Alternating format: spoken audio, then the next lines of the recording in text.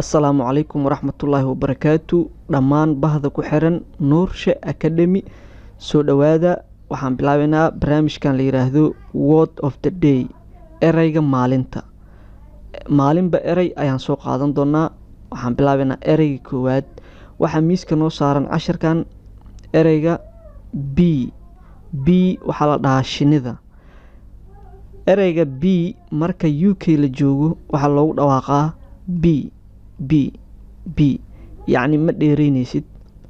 ma jiideysid waxa iska leedahay b laakiin marka aad joogtid US xogo waa yar jiideysaa waxa leedahay b okay marka b waa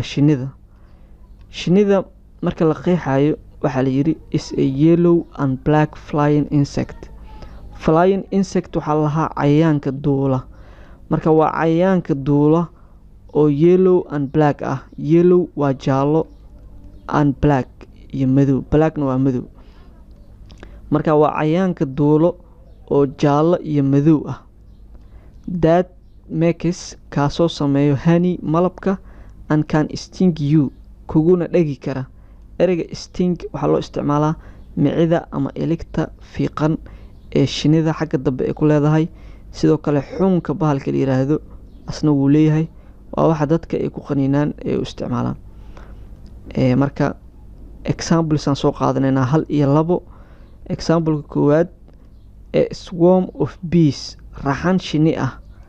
ayaa flew waxay ku qulqushay ama u duushay into the garden beerta tusaalaha labaad bees shinidu were buzzing waxay ka dhex buuqaysay ama ka dhex qeylinaysay inta clover dhirta okay marka waxaan rajeynaa inaad fahanteen ereyga b oo ah shini la socda insha Allah casharada dambe guulaan idin rajeynaa dhamaantiin wassalaamu calaykum waraxmatullaahi wabarakaatu